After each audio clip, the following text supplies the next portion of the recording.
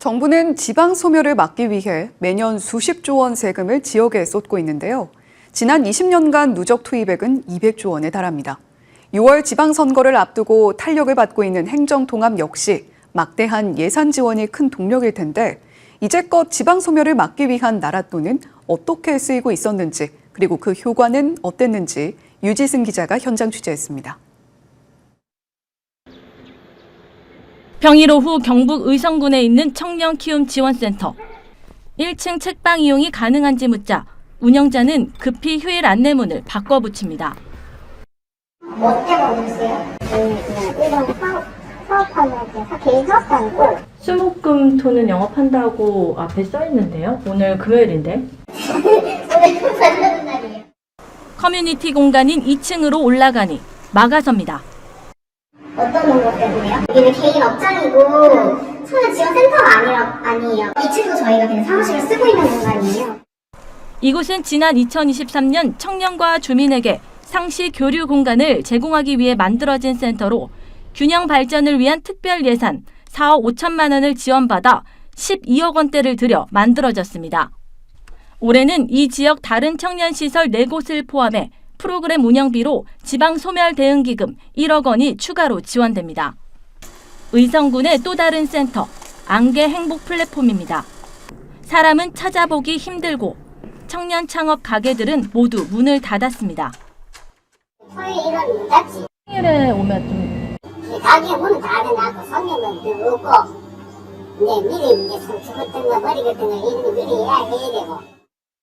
저는 이제 저기로 있어요. 일단은 뭐 자꾸 사람을 좀 모으도 자꾸 힘들어요. 조금 하고가 힘드니까 전부 다 하고. 현장에서 직접 본 시설들은 홍보 사진 속 모습과는 많이 달랐습니다. 지방소멸 1위 지역으로 꼽혔던 의성군은 지방소멸 대응기금 평가에서 지난 2022년부터 4년 연속 최고 등급을 받아 타 지역보다 최대 2배 많은 예산을 받기도 했습니다. 세금 투입의 효과는 있었습니다. 의성군은 2021년까지 3년간 1,220억 원을 들여 안개면의 이웃사촌 마을을 조성한 뒤 청년 인구가 970명대에서 1,000명대로 늘었습니다.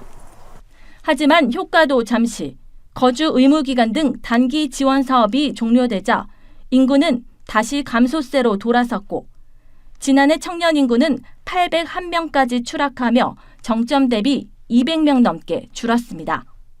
인구는 오히려 감소했지만 왜 높은 등급을 받아 예산을 더 확보할 수 있었을까? 문제는 평가 기준에 있었습니다.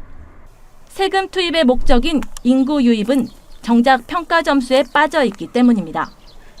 조합이 주도해서 지자체별 성과 분석을 하고 있고요. 전체적인 그런 성과를 보는 부분이라고 하면 별도의 법상의 어떤 근거는 없고 그 기금을 운영해서 어떤 사업을 했을 때 사업의 결과로 인구가 증가한 것인가 전입 전출이 발생한 것인가 그걸 이렇게 기술적으로 발라낼 수 있는 방법이 없어요.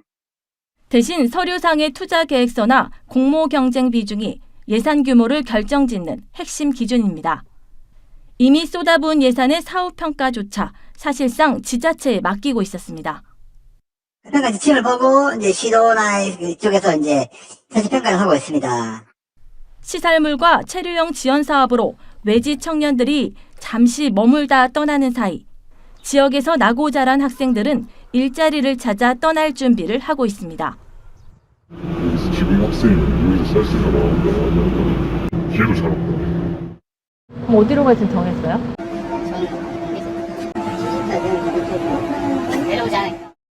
상황이 이런데도 이 지역의 사업 모델은 지방 소멸 대응의 모범 사례로 다른 지역에 확산되고 있습니다. 머니투데이 방송 유지승입니다.